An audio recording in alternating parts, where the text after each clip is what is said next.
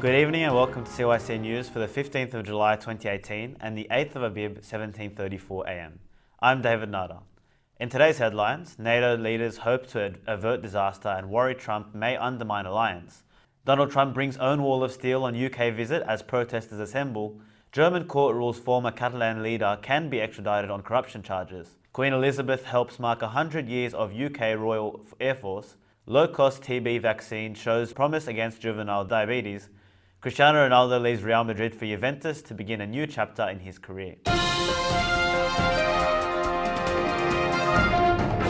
first, European leaders were on edge ahead of this week's potentially confrontational NATO summit in Brussels, Belgium, amid fears that President Donald Trump will follow through on his threat to pull US military protection for allies, despite reassurances from officials like Defense Secretary James Mattis. One senior European official said NATO members were preparing for a worst-case scenario at the summit. On Wednesday, should Trump repeat his threat to end or curtail defense cooperations with NATO allies. His warning was directed at those who are not on a path to hit their defense funding target of 2% of gross domestic product by 2024. That step would fracture the notion of collective defense that is central to NATO's identity, and Europeans worry will delight Moscow ahead of Trump's meeting with Vladimir Putin in Helsinki, Finland. Despite a solid slate of agreements that would in other times point to a healthy and thriving alliance, Trump has so undermined confidence that officials on both sides of the Atlantic are bracing for the worst and are, at best, hoping for no news at all. President Donald Trump arrived in Britain for his visit last Thursday, where he found his own wall set up, even as preparations for protests against his 4-day visit were in full swing. Tall metal mesh barricades and concrete blocks were erected around the perimeter for the US ambassador's central London residence, Winfield House, where Trump spent Thursday night. A sign attached to the fence said, "No access, do not enter." A police security operation is taking place. This includes armed patrols, dog patrols, monitored CCTV, and other measures. The extra security measures may strike Londoners as strange, set amid the leafy surrounds of Regent's Park, a spot popular with joggers, picnickers, and families. Winfield House is the only place where Trump will spend time in central London, where demonstrators gathered in their tens of thousands for a march on Friday afternoon, hours after a giant Trump baby balloon was flown near the UK Parliament in an eye-catching stunt. Speaking before the visit, Trump said, "Yes, there might be protests, but I believe in the people in the UK, like me a lot, and they agree with me on immigration." To Germany now, where a court has ruled that former Catalan leader Carles Puigdemont, who led the Spanish region's recent failed bid for independence, can be extradited to Spain on corruption charges, but not on a charge of rebellion against the government in Madrid. The High Court in Schleswig-Holstein, the state where Puigdemont was first arrested in March, ruled on Thursday that extradition on the grounds of alleged misappropriation of public funds is admissible.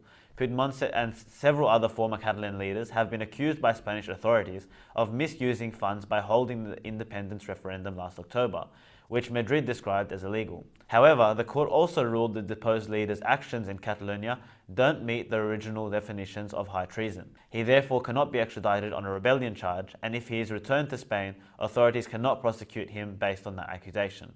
In a statement, Puigdemont's legal team welcomed the court's rejection of the rebellion charge and attacked the Spanish authorities for the threat of prosecution. The state read, "Carles Puigdemont is being prosecuted by the Spanish judiciary only because he allowed a democratic referendum to go ahead, which his voters had mandated him to do." The Catalan leader fled to Belgium in October and was detained in northern Germany en route to Finland in late March.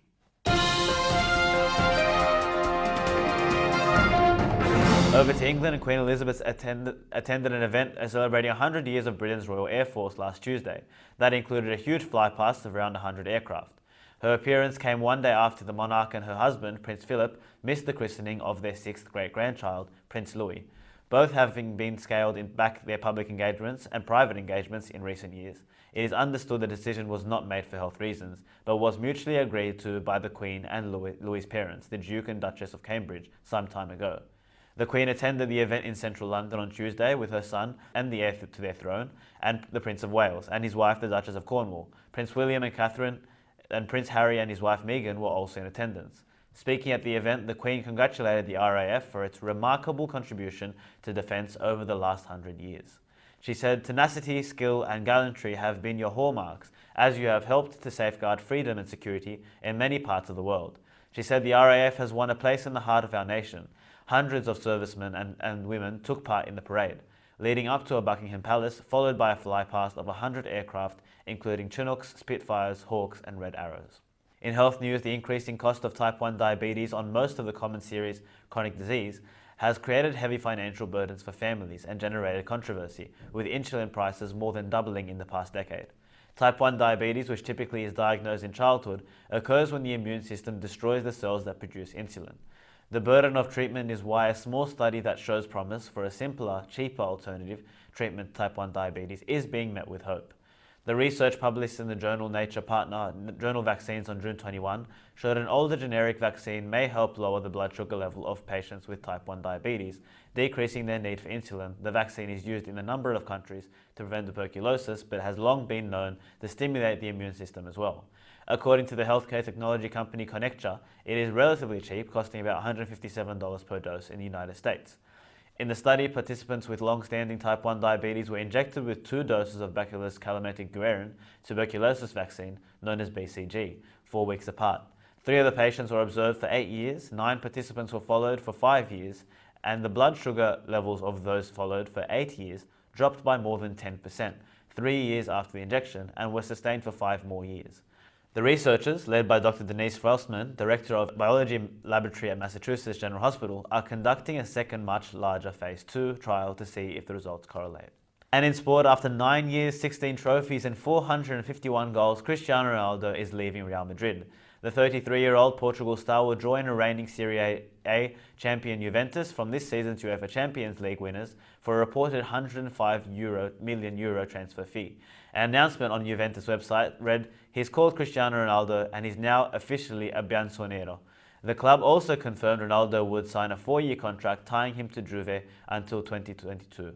Real Madrid had earlier released a statement expressing its gratitude to a player who has proved to be the best in the world and who has marked one of the brightest times in the history of the club and world football. In an open letter to Real's fans, Ronaldo said he had reflected a lot and knew the time has come for a new cycle.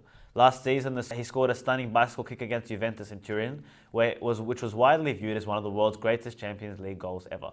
Ronaldo had a barnstorming start to the World Cup, scoring a hat-trick against Spain in a 3-3 draw, before Portugal was knocked out by Uruguay in the last 16. And that's all for CYC News. A reminder that you can watch this news bullet again throughout the week on YouTube. I'm David Nada, and from the CYC studios in Sydney, Australia, good night and God bless.